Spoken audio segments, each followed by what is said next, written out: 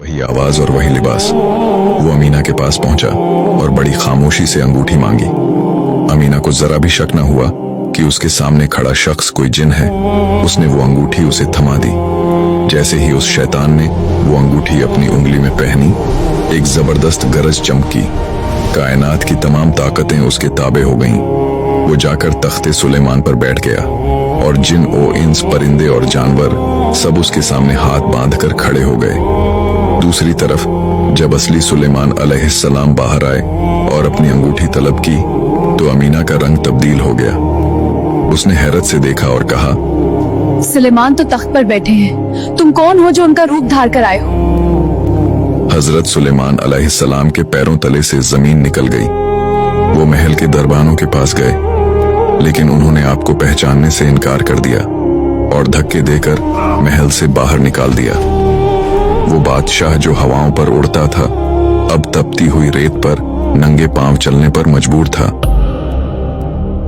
हजरत सुलेमान अलैहिस्सलाम वहां से निकलकर दरिया के किनारे पहुंच गए। वो जो कभी सोने की कुर्सियों पर बैठकर दुनिया के फैसले करते थे, अब एक आम मजदूर की तरह मछेरों के साथ काम करने लगे। वो सारा दिन मछेरों के जाल उठाते, उनकी मछलियां बाजार पहुंचाते और इसके बदले में उन्हें उजरत में सिर्फ 2 मछलियां मिलती और उनसे अपना गुजारा करते थे। ऐसा करते करते 40 दिन गुजर गए। लेकिन क्या आप जानते हैं कि यह इम्तिहान उन पर क्यों आया था? रिवायत बताती है कि आपके घर में, आपकी लाइल्मी में, आपकी एक बीवी ने अपने बाप का बुत बनाकर उसे पूजना शुरू कर दिया था। अगरचे हजरत सुलेमान अलैहिस्सलाम इससे बेखबर थे, लेकिन अल्लाह ने अपने नबी को इस बात पर तंबीह की कि आपके घर में बुत परस्ती हो रही है और आपको खबर तक नहीं। उधर महल में वो शैतान बड़ी बेरहमी से हुकूमत कर रहा था। वो ऐसे फैसले करता जो अल्लाह के कानून के खिलाफ थे। आहिस्ता आहिस्ता लोगों को शक होने लगा। हजरत सुलेमान अलैहिस्सलाम की वालिदा ने महसूस किया कि उनका बेटा पहले की तरह उनका फरमानबरदार नहीं रहा। अजवाज़े मुतहरा ने देखा कि वो शख्स हैज की हालत में उनके करीब आता है, जो कि एक नबी की शान के बिल्कुल खिलाफ था। शक की यह आग पूरे बनी इजराइल में फैल गई और लोग समझ गए कि तख्त पर बैठा हुआ शख्स सुलेमान अलैहिस्सलाम नहीं, बल्कि कोई फितना है। 40 दिन पूरे होने को थे। वो शैतान डर गया कि कहीं उसका राज न खुल जाए। उसने वो पुरस्कार अंगूठी निकाली और समंदर की लहरों के हवाले कर दी। वो समझा कि अब सुलेमान अलैहिस्सलाम कभी वापस नहीं आ सकेंगे, लेकिन वो भूल गया था कि जो अल्लाह अंगूठी के बिना बादशाही छीन सकता है, वो समंदर की गहराइयों से भी उसे वापस ला सकता है। फिर एक दिन दरिया के किनारे बैठे हुए हजरत सुलेमान अलैहिस्सलाम एक मछली का पेट चाक करने जा रहे थे, जो उन्हें उजरत में मिली थी। वो खामोशी से साहिल के एक पत्थर पर बैठ गए ताकि उसे साफ करके अपनी भूख मिटा सकें। जैसे ही उन्होंने मछली का पेट चाक किया, उनकी उंगलियां किसी सख्त और ठंडी चीज से टकराईं। जब उन्होंने वो चीज बाहर निकाली तो उनकी आंखें हैरत से फैल गईं।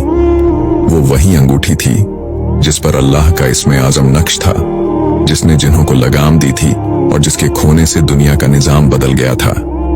जैसे ही सुलेमान अलैहिस्सलाम ने वो अंगूठी अपनी उंगली में पहनी, पूरी कायनात में एक थरथराहट पैदा हो गई।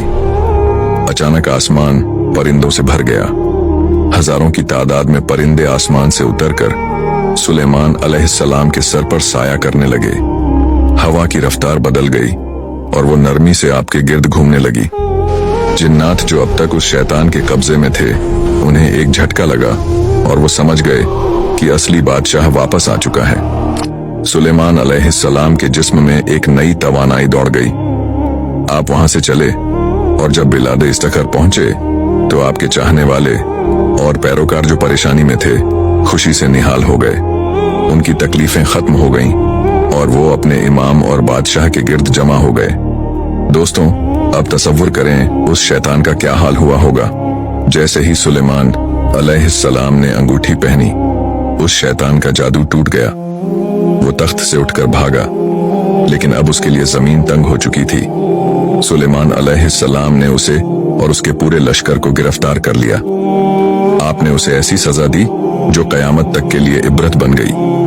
उन सरकश शयातीन को पत्थरों के दरमियान और समंदर की गहराइयों में कैद कर दिया गया।